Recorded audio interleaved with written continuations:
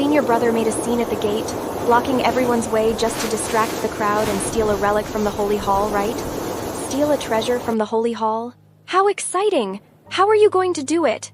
I learned the art of stealing from my lame grandfather. His grandfather was formidable. So why did he end up lame? Seems that during one job, someone chopped off his leg.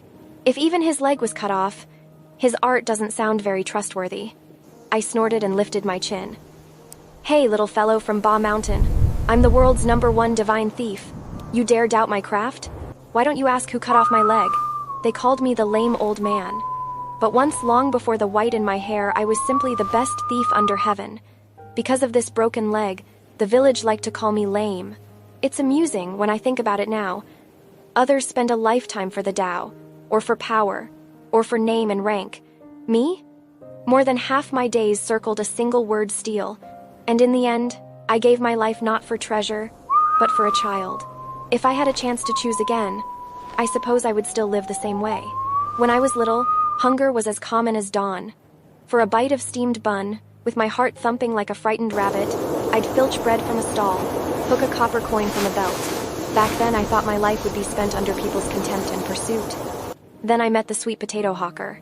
When he caught me by the wrist, I thought I'd be crippled that day. Instead, he crouched to my height, rubbed my caved-in belly, and told me to follow him. He taught me to read. He taught me a few simple forms. I thought, at last a roof. Those years were the most peaceful of my life. He told me I was born nimble-footed. Practice well, he said, and you'll have a great future. I wanted to grow up fast, to wear a hawker's coat like his and stand upright in daylight, no more sneaking in shadows. Heaven had other plans. When enemies came to the door, he shoved me into the woodshed, grabbed a knife, and rushed out. I listened to the sounds of fighting, then the screams until my throat was hoarse from shouting and no help came. By the time I ran to call people back, the house was cinders and wind.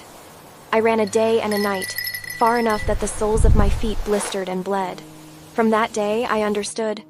The so-called righteous path cannot always protect the people you want to protect. So, I stole every guarded treasure under heaven, and learned every unguarded skill. No one would ever bully me again. I stole a relic from Yuxu Mountain, made those Taoists jump like cats in a bath. I stole the head of an old enemy, my revenge, on behalf of the sweet potato hawker.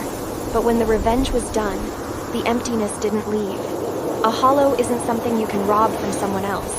It follows you like your shadow. Then I met Old Ma, also a hawker. The way he talked, the way he moved, so like the one I had lost that my chest ached. I began to steal in places where he worked, sometimes only a worthless jade pendant, then quietly slipped it back again. All I wanted was his attention, to borrow a little of yesterday's warmth. One day, heat overtook my head, and I rushed into the Yankang Imperial Palace to steal the Imperial Edict of the Lin clan, symbol of the throne. To be honest, I didn't need it. I only wanted to see if I could. The result? The Yankang National Preceptor chopped off my leg, and I was hunted like a dog whose master had died. With nowhere left, I limped to the disabled village of the Great Ruins, and vanished into its odd peace. Old habits linger. I stole Granny C's needles and thread. I stole the mute blacksmith's iron. Only the apothecary's room I never entered. I fear no heaven or earth, but I do fear one thing: bugs. I thought the rest of my life would be lived like that, half in, half out of the world, until the day Qin Mu arrived. He was tiny then, newly abandoned to the village. So small, so weak. Granny Sai scolded that he wet the bed, schemed to send him away. My heart couldn't bear it. Each time in the dark, I stole him back. He looked up at me with round eyes and called me Grandpa Lame, and something soft broke open inside me. So this is what it feels like to be relied upon. I taught him heaven-thieving legwork, taught him the seal-breaking palm. I told him, no matter how big the trouble, keep a smile and move forward. Whatever he liked, I wanted to get for him. The fragrance of Ling Yu Xiu, the scabbard of Guli Nuan, even the Imperial Edict I had studied for decades, and never understood. I handed it over. I watched him grow day by day, from a bedwetting brat into a youth who could shoulder a sky by himself. No one was happier than me. Later, when I missed him too much, I crept into the National Preceptor's residence and stole back the severed divine leg that had once been mine. I ran to the Heavenly Academy above to find him. Whether I reattached the leg or not didn't matter. I just wanted him to see me whole. But the leg had been stored too long. Its vitality was gone. We waited a few days, then returned from relief work with old Ma, and with Chinmu's help, the leg was finally reattached. I thought, at last, I can be normal. I can walk further beside that boy. The joy didn't last. Star thieves took the leg again. The limb I had searched heaven and earth for gone. I wept like a child. You won't understand that grief. Qin Mu gathered the villagers and took me to steal it back. I don't know where my strength came from that day. I hurled myself forward, both hands on the ground, scrambling and leaping, clutching my leg and refusing to let go. Even when we fell from on high, I did not loosen my grip. This leg is mine. No one can take it. I still need it to walk with Qin Mu. When the gods of the upper heavens invaded and the world turned to storm, I went to and fro across battlefields, watching familiar faces fall one after another. The pain carved my chest like a knife, but I could not step back. Behind me stood Qin Mu, and behind him the whole disabled village. Then that gaunt, strange foe appeared, his power eerie and overwhelming. Qin Mu hung by a thread. I did not hesitate.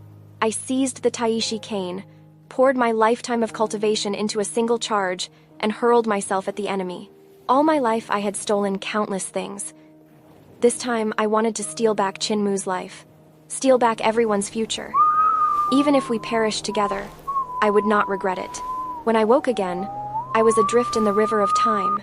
That brat Qin Mu had shattered time itself and dragged me back from the brink where soul scatters and spirit dies. The look of fear still clung to his face. I couldn't help it. I laughed at him. I tossed him the Taishi cane. "You'll have to steal something bigger for me," I said. "Steal a piece of heaven's Tao."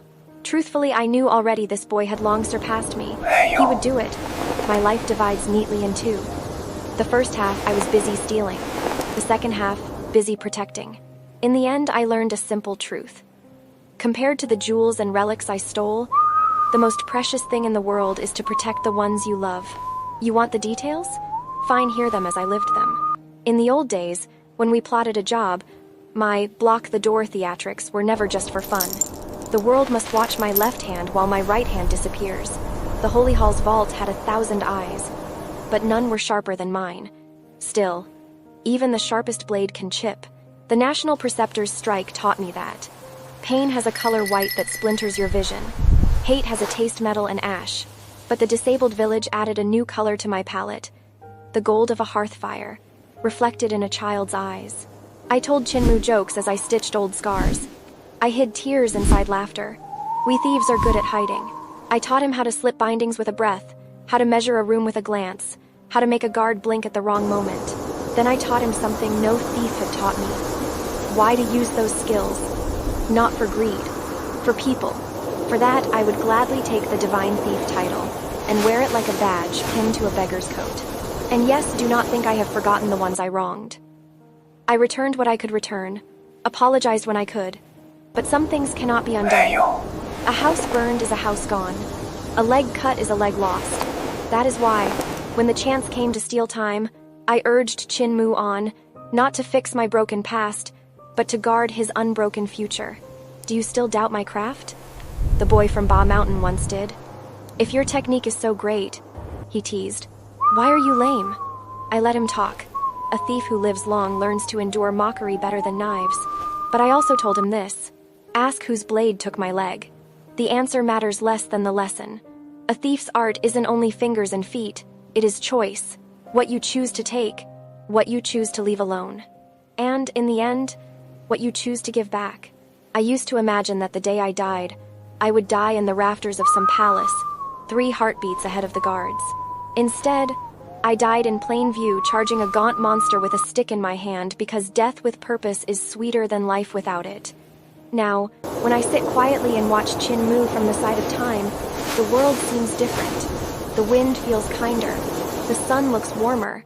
Perhaps that is only age pretending to be wisdom. Or perhaps it is the truth the sweet potato hawker tried to teach me before I was ready to hear it. Not everything worth having can be stolen. Some things you must earn. Some things you must protect. And some things you must let go so a child can pick them up and carry them further than you ever could.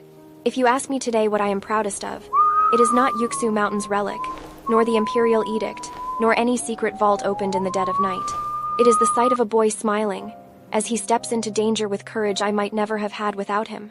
It is the memory of my fingers locked around a stolen leg while falling through empty air, and the laughter that burst from my chest when time itself gave me back one more chance.